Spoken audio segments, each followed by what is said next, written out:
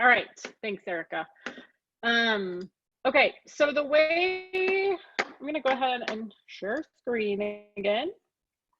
We want Google Chrome. All right, so what we will do first, my mouse is being so odd today. I think it's tired. So we'll go directly to the library, the Utah Library website. Can you all, when I'm sharing screen, is it just showing my, like, does it just show the Marriott Library, or can you see all the crap open in the background that's distracting? You can just see that, okay. It shows you. Great, okay. All right, so what you do from here is go to the library website, and then what I recommend doing is going to databases. And then I prefer, there are lots of databases out there. I found for our field, for the field of education, the EBSCO database tends to be, have a lot of options for us. So click on E and then scroll down. So you'll see there's a couple, there's EBSCO books here. You want EBSCO host databases. So you would click on that. And then what you would need to do next is create a login. So this is an important step, because if you don't do this, it won't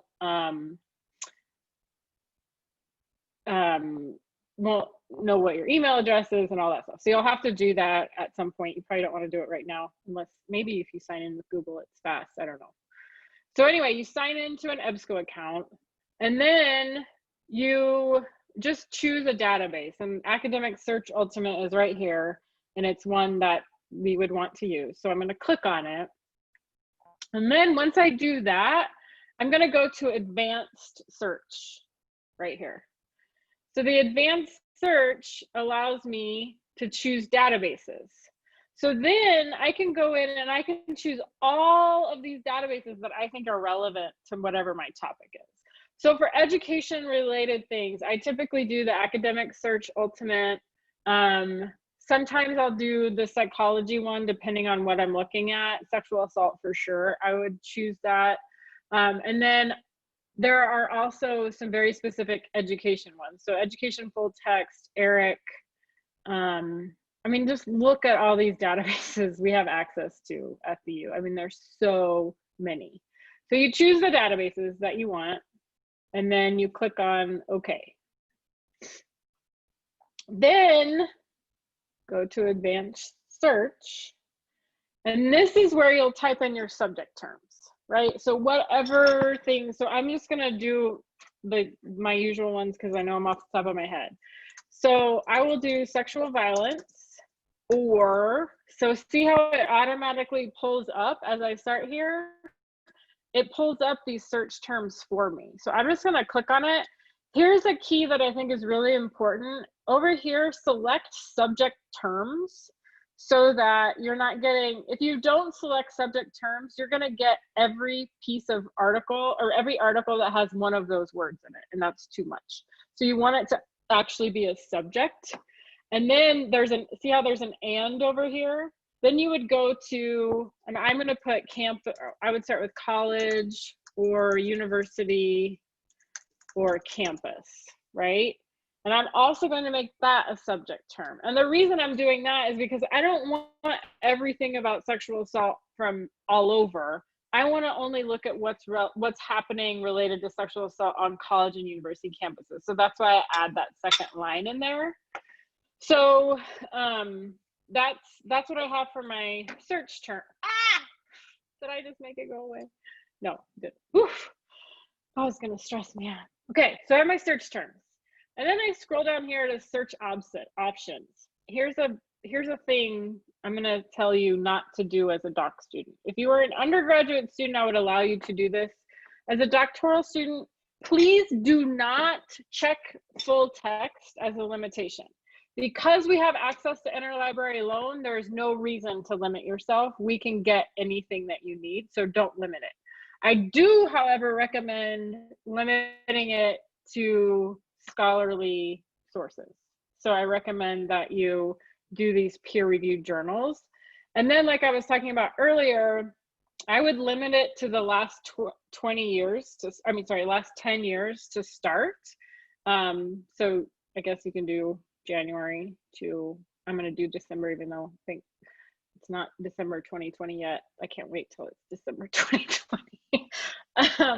And then, so we've got those delimiters set up, and you can scroll through here and see if there are any other things that you think would be helpful to sort of limit your search. That's generally what I do mine. Then you click on search, and it's going to give you all the things. So you can see here, I have 954 articles in the last 10 years who match those search terms. That's a lot. I might then go back through and make something more specific. I don't know what it would be. Usually I just go with it and I just take my time scrolling through them. There will end up being a lot of them that I don't find relevant for whatever reason. So for example, in my work, I try and limit what I look at related to sexual violence as stuff happening in the United States, because the context around sexual violence in the United States is so different than in other countries because of the laws that we have and those sorts of things. But there's not a way to limit it based on US research in the search box. I have to do it by myself. So those are ways that you can, yeah, you just kind of have to go with it and figure out. Now I'm looking to see what my, okay. So then after we do that, we click on share, and under share, it says create an email alert. So then I put my name in here, or my email address in here, and I can do frequency, however often I want to receive these. You can do once a week, once a day, whatever. But I save this. I'm not going to do this because I already have this set up and I don't want it coming twice. But then you click on save alert, and then it's set up. You do have to go in and reset it, not reset it up, but every 6 months it will send you a reminder and say, hey, do you still want this? And until you're done with your dissertation, your answer is yes, I do want this still. So then you'll start getting these alerts. I hope I have one in my inbox so I can show you what they look like. I don't. Look, you all get to see what a mess my email is today. Come on.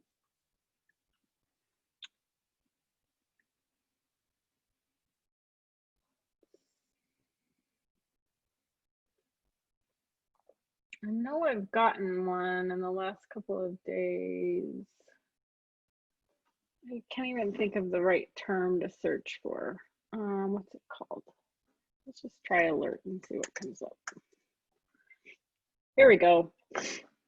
EP alert, that's how it shows up. Okay, so this is what it will look like when it comes to your email. It's got what your search terms are in the subject line, and then it's got all this stuff here that's really hard to see, but then here's your results. So on that day, I got 2 articles that were potential articles. But what's cool about doing it from the library database is then so say I want this article about Me Too, which I don't because everyone's using Me Too, but say I want this article. I just click on this link and it takes me to the library website, and I can, so sometimes it'll have different options up here. So the view it one is a good sign. So if I click on view it, there's a chance it will take me to the article. This part is where it's sort of hit or miss, so it can get a little bit frustrating. So if we had this article, it would say available online right here. We don't have it. So what I would do instead is go back to request interlibrary loan. So when I click on request interlibrary loan, it takes you to the, first of all, you'll have to sign on through the library, but it's pretty easy. You select your library, and look at all this information that already has input for you. So you don't even have to type in all this stuff. You do need to double check. So for example, it doesn't have a volume. It's because it's an online first article. So I would put in online first. So all the ones that are starred, you have to make sure that you fill out. And then you go down here and you hit submit request. And if I did that, like literally it would show up tomorrow. That's how easy it is to do interlibrary loan. Evie, does that make you feel better? Do you like that? Okay. Okay, so that's the EBSCO setting up a search alert. Questions about that? It's really, really, really helpful. Yeah, and same thing here. So if you want, like when you click on this, you can also do request interlibrary loan right there, and it will take you to the interlibrary loan. So the other way you can do, so if you find an article a different way, you can go through interlibrary loan just independently. So you go to the library website, and then right down here, you can see it says interlibrary loan. You click on that and you go through the same process, except for, so it explains everything. So here to log in, and then you can do a new request. So if it's, you can do an article, a book chapter, whatever. But this is where, so you can see here, these are articles I've requested and I've electronically received them. So then what and this one just came in today. So I have an email somewhere saying, hey, your article arrived.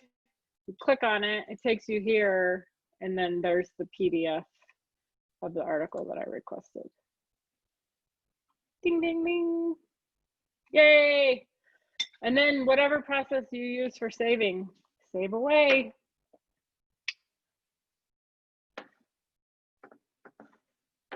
Okay, questions? Good.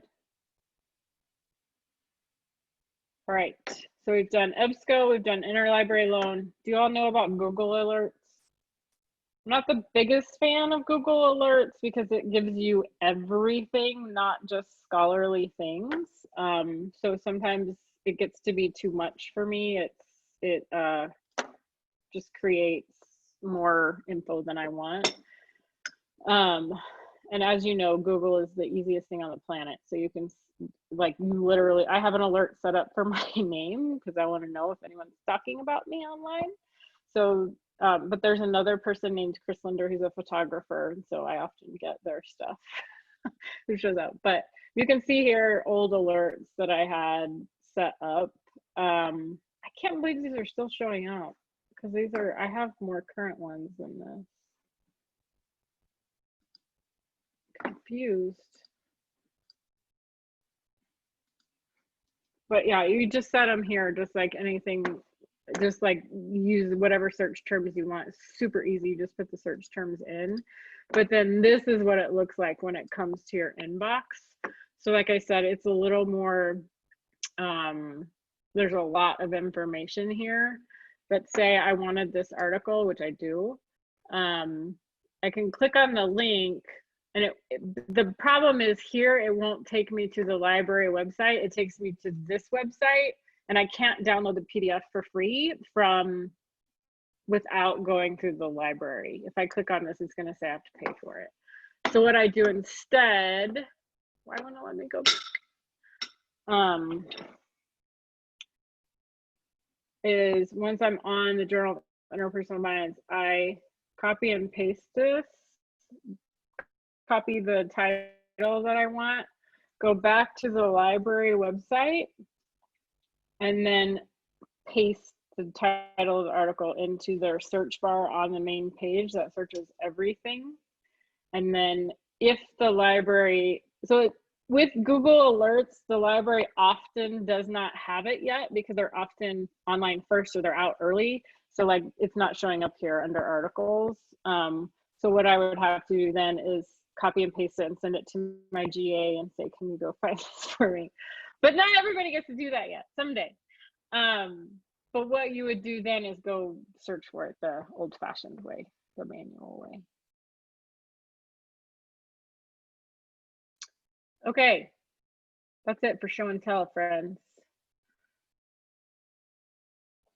Stop recording.